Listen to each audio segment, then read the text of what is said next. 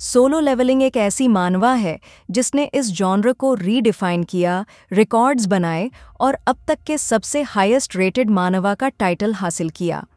लेकिन फैंस के लिए मानवा की सक्सेस काफ़ी नहीं थी। हम इसकी लेगेसी के लायक एनिमे एडप्टेशन के लिए तरस रहे थे। यह लंबे समय से चल रहा सपना जनवरी 2024 में A1 पिक्चर्स की बदौलत पूरा हुआ, जिसने फैंस को बेहद खुश कर दिया। सोलो लेवलिंग का पहला सीज़न कुल 12 एपिसोड्स के साथ समाप्त हुआ। इसलिए अगर आप इस बारे में क्यूरियस हैं कि मानहवा के कंपैरिजन में एनिमे कितना अच्छा है, तो इस सोलो लेवलिंग रिव्यू को पूरा देखें। No, it can't be.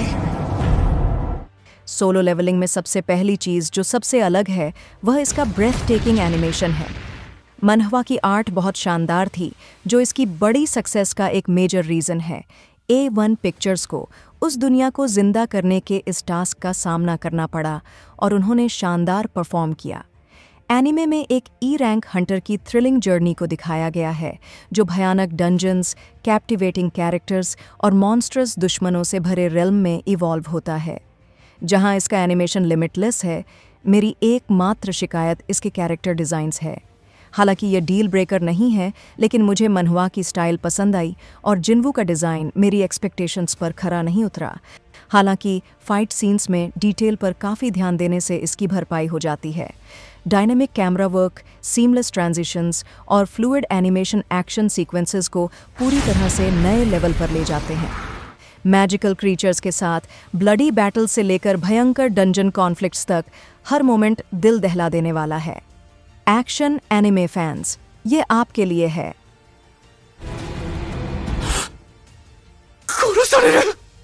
Anime की सबसे बड़ी स्ट्रेंथ्स में से एक ये है कि यह सोर्स मटेरियल को कितनी ईमानदारी से अडेप्ट करता है। पहले 7 आर्क्स को कवर करते हुए स्टोरी बरकरार रहती है, केवल एक स्मूथ एंगेजिंग नैरेटिव फ्लो को बनाए रखने के लिए माइनर एडजस्टमेंट्स के साथ। जबकि कुछ मोमेंट्स को एक्सपैंड किया गया था, पेसिंग एकदम सही लगी, जैसा कि सोचा था, जिसने एक थ्रिलिंग और इमोशनल एक्सपीरियंस डिलीवर किया। A1 पिक्चर्स ने एनिमे के ओरिजिनल सीन्स भी जोड़े हैं, जैसे एपिसोड 1 में हंटर्स का इंट्रोडक्शंस और साइड कैरेक्टर्स के लिए एक्सटेंडेड मोमेंट्स। इन एडिशंस ने वर्ल्ड बिल्डिंग को एनहांस किया और कैरेक्टर्स को जिंदा किया। कहा जाता है कि स्टूडियो ने कभी-कभी इंटेंस सीन्स के दौरान सेकेंडरी स्टोरी लाइन्स को काटकर फ्लो को डिसरप्ट किया, जिसे एपिसोड 11 में जिन्वू की इग्रिस के साथ एपिक फाइट के दौरान देखा गया है। इन माइनर अपसेट्स के बावजूद एडेप्टेशन सोर्स मटेरियल का सम्मान करने और इसे इन्हांस करने के बीच बैलेंस बनाता है। अगर यह अप्रोच जारी रहती है तो सोलो लेवलिंग आसानी से मैनहवा एडेप्टेशंस के लिए गोल्ड स्टैंडर्ड बन सकता है। वॉइस कास्ट ने कुछ शुरुआती शक पैदा किए, लेकिन उन्होंने इम्प्रेसिव परफॉर्मेंस दी, जिसमें टाइटोबान संग जिन्वू ने शो को चुरा लिया। जिन्वू के डिटर्मिनेशन और स्ट्रगल्स के उनके पोर्ट्रेयल ने कैरेक्टर को जिंदा कर दिया, जो अटैक ऑन टाइटन में एरन के रूप में युक्की काजी के आइकॉनिक परफॉर्मेंस की याद दिलाता है। ये टाइटोबैन के लिए एक ब्रेक थ्रू रोल हो सकता है। हिरोयुकी सवानो का साउंड ट्रैक स्पेशल मेंशन के लायक है। अटैक ऑन टाइटन और ब्लीच में अपने काम के लिए जाने जाने वाले सावानो ने ऐसे शानदार ट्रैक्स बनाए जो एनिमे के हाई स्टेक्स बैटल्स के लिए एकदम परफेक्ट थे। साउंड डिज़ाइन ने हर एक्शन सीन को और भी बेहतर बनाया, जिससे वे और भी इंटरेस्टिंग बन गए। कुछ ट्रैक्स पहले से ही मेरी प्लेलिस्ट में परमानेंट स्पॉट पा चुके हैं, क्योंकि वे इतने अच्छे हैं। क्या सोलो लेवलिंग का एनिमे अपने मैनहवा काउंटर पार्ट से आगे निकल जाता है? बिल्कुल।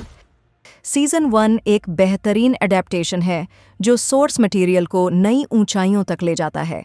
स्टोरी के लिए कास्ट और क्रू का जुनून एनिमेशन से लेकर साउंड डिज़ाइन तक हर पहलू में झलकता है। यह एडेप्टेशन मेरे जैसे फैंस का सपना था और हम इसे आने वाले सालों तक बनाकर रखेंगे। A1 पिक्चर्स इस प्रोजेक्ट को लीड कर रहा है और इसके कई और सीजन आने वाले हैं। जिन्वू की जर्नी अभी शुरू ही हुई है और अगर इसकी क्वालिटी लगातार बनी रही तो यह हमारे समय का सबसे बेहतरीन मैनहवा एडेप्टेशन बन सकता है। सोलो लेवलिंग सीजन 1 के बारे में मेरी यही राय है। आपको एनिमे कैसा लगा? नीचे कमेंट्स में अपने थॉट्स ज़रूर शेयर करें।